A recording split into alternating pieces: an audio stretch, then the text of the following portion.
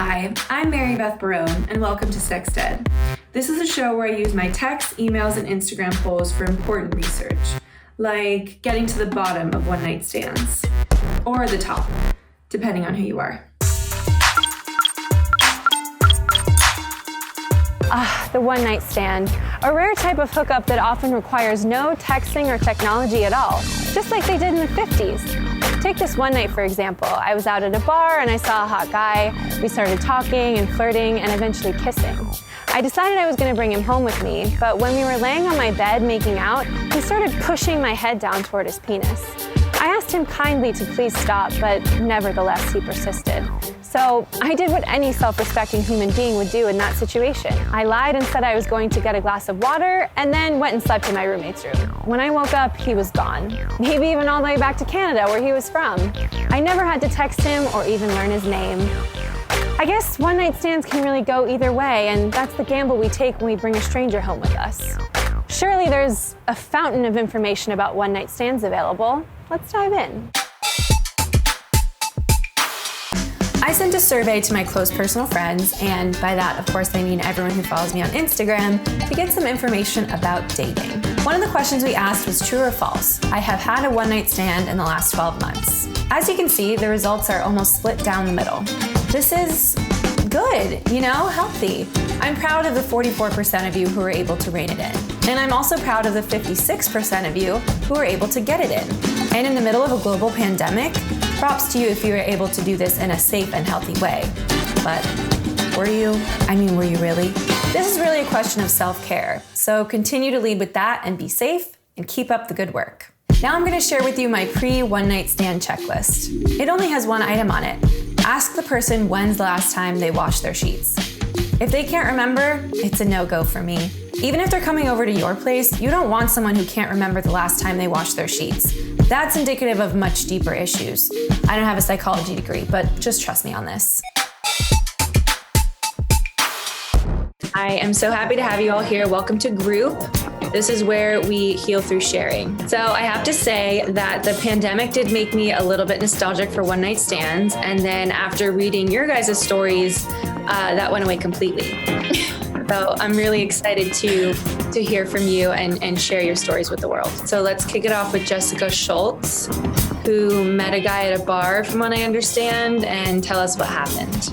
I overhear this guy talking about how his current friends with benefits is catching feelings for him, and he doesn't want a relationship, and he also doesn't want to hurt her feelings because they've been friends for so long. So he's gonna cut it off. And the second I heard him say that, I physically entered their conversation. I made my way over to this table all by myself. I completely just left my friends, didn't tell them what I was doing. And I was if you're looking for a real friends with benefits, call me sometime. And I hand this dude my phone with the contacts open. Without missing a beat, he called himself on my phone. Props to you. That is expert level flirting and initiating, I have to say. His friend ended up going home, and a few of my friends went home. They had to work the next day. So I was you should walk us home. Two girls shouldn't be walking home at night. And he was okay.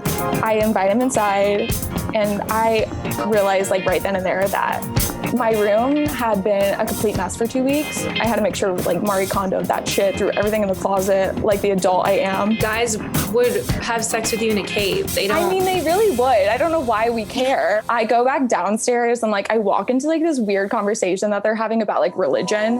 And I'm this is odd, but okay, whatever. We go upstairs and one thing leads to another, and we start having sex with each other.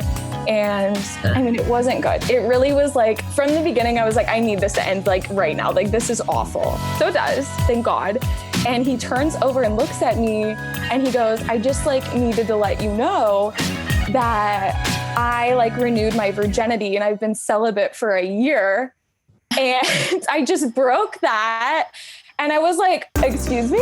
His eyes are tearing up, and I'm oh my God, what do I do? This is so awkward for me. I don't know, do I console him? So we ended up having sex again because I didn't know what to do. I was what does one do in this weird situation? Double down, girl. And that's what you did. So I'm literally on top for about 3 seconds when this guy shoots me off his dick, and he starts crying and told me that I'm a damaged person because I don't respect the fact that he just told me that he is celibate and like he's trying to like go like the God route. I like blacked out, I disassociated. I was like, I have to go. So I literally just turned around and like went to sleep while this man was crying. And when I woke up, he was gone, thank God. But ultimately, we do wish him well. We hope that he has peace and that he's feeling very pious today.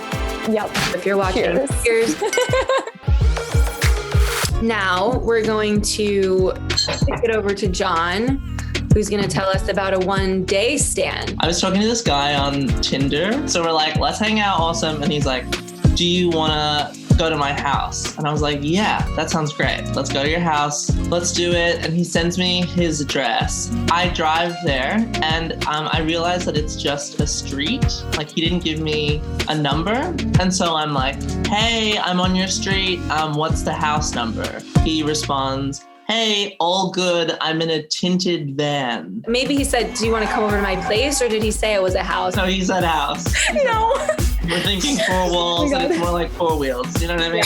So I get in the van because I like already drove there and we already been speaking. So we have sex in the van.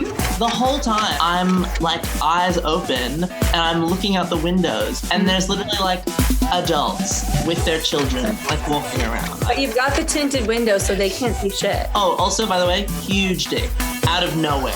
If you are gonna live in a van, you better have a huge dick. Yeah, so we're just like talking and I was like, yeah, you know, it's been a rough year. And he's like, yeah, COVID's bullshit, man. I was like, yeah, it sucks. And he was like, no, I think that the government has invented the coronavirus to change the way that we all live because like, you know, everyone's wearing masks and everyone's like staying apart and they're doing this because they want everyone to be, you know, different. And okay, now you come to find he is a COVID-19 denier. Yeah. So we've really sort of seen all the red flags and just kept going. But then you left. I have to imagine then you left. Yeah. So then I was like, anyway, bye. Well, we hope he doesn't have COVID-19. Yes. You know he's not wearing a mask. But we will say cheers to him. Cheers. Jessica Straczynski, you're going to tell us about a dating app experience. So we meet up to get drinks outdoors and I show up and he's like better looking than his photos, which I'm like, all right, like feeling the vibe. He's telling me this story about how he used to manage a band. Based off of some details from the story, there's something about it that just didn't seem like it happened recently. And I was like, wait, hold on. What year was this? And he was like, 2004. So I was like, weren't you in high school? His eyes got really wide and he said, whoa, you're really good at math. Yeah, so like my Hinge, it has my wrong age.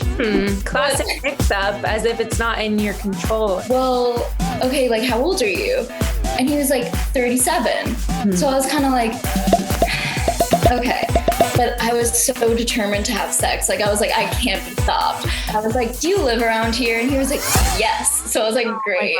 So we have sex. And then afterwards, he was like, do you want smoke? And I was like, sure. I get pretty high. And I'm like, John, like, you didn't have, it doesn't have your wrong age. Like, you put 34 on purpose, right? And he goes, well, what's your age cap on Hinge? 23 to 34. And he goes, see, if I was honest, we would have never met. So I'm like giggling because I'm just like nervous and I'm like, this energy is very strange. I was like, well, what's your age range on Hinge? Because now I'm curious. He says 21 to 29. Ew. So not only is he like lying to make himself younger, but he won't even go as old with women as he is lying about being young. Yeah, he won't date anyone in his own 10-year span. Yeah. And so that was very disgusting to me. I just kind of like nervously laughed and we hung out a little bit more, but then I was like, I'm gonna Uber on. I think you got what you wanted out of it, but it does suck to feel weird after. Cheers to John, old man John, I should say. Wish you well. We hope that you find someone age appropriate to date. As I ponder the phenomenon of men renewing their virginities, or well-endowed men embracing van life, or even older men lying about their age to sleep with women far younger than them, I realize how unfair it is that women have historically been the ones branded as crazy and irrational. It's time to come together and admit that people of all genders are undeniably batshit. All anyone wants is to find the person who's fucked up in the way that fits in with how we're fucked up. With so many different types of fucked up out there, your match does exist. You might just have to fuck in a parked van a few times before you find them.